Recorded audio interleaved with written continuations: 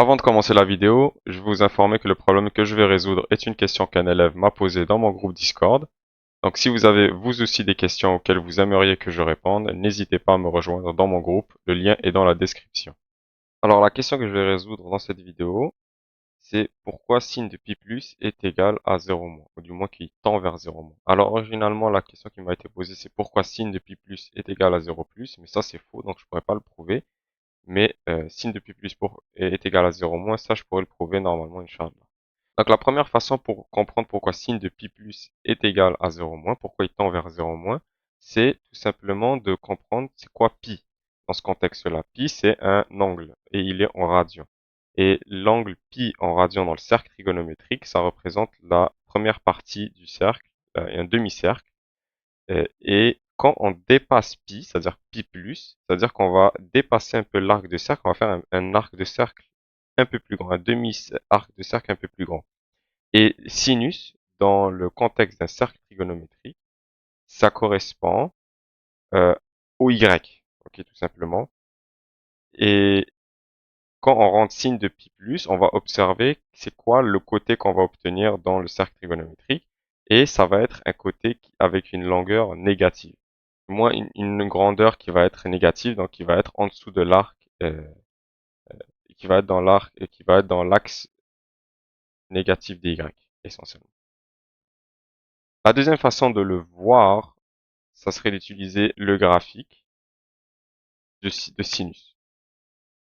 Et sinus, c'est une fonction périodique, donc ça se répète à c'est une période de 2π, donc après 2π, ça va comme refaire le mouvement que ça a fait originalement juste là. Et il faut voir, il est où pi dans ce contexte-là. Donc sin de pi, c'est-à-dire pas pi plus, pas pi moins, ni rien, juste pi exact, c'est égal à 0. Et on a juste ici pi. Donc c'est comme un graphique normal que vous pouvez interpréter. C'est-à-dire considérer l'axe des x comme des angles exprimés en radians. Et pi c'est quoi? Pi c'est juste ici. Et ça représente 0 dans le graphique de sinus. Et donc sin de pi plus, c'est juste après pi. Qu'est-ce qui arrive au graphique? Ben il s'en va dans l'axe négatif des y. Donc il descend en dessous de l'axe négatif des y. Et donc c'est pour ça qu'on dit que c'est égal à 0 moins, que ça tend vers 0 moins, parce que c'est juste en dessous de 0. Si on avait dit pi moins, ça aurait été au-dessus de 0. Et donc on aurait dit 0 plus.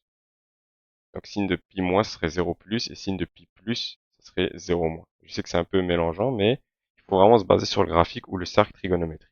Supposons, quand vous posez une question de limite, exemple, typique, 1 sur sin de x, quand x tend vers pi plus, ça tend vers quoi? Ça tend vers, euh, c'est-à-dire que ça tend vers moins l'infini. Pourquoi? Parce que on a dit que quand sin, sin de pi plus, quand pi tend est juste un peu plus grand, et qu'on évalue ça dans la fonction sinus, on va obtenir 0 moins, c'est-à-dire un nombre juste en dessous de 0. Et donc, si on fait 1 divisé par 0 moins, ça va donner 0 moins. Et si on vous demande la limite de x qui tend vers pi moins, de 1 sur sin de x, ce qu'on va obtenir, c'est 1 sur sin de pi moins, qui est égal à 1 sur 0 plus, qui est égal à l'infini.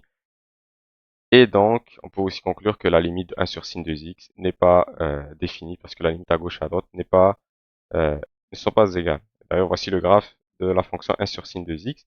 Évidemment, ça c'est juste extra. C'est parce que réellement, euh, sin de pi plus, sin de pi moins, tous les trucs comme ça, c'est réellement on les rencontre dans un contexte de limite et non juste seul, en général.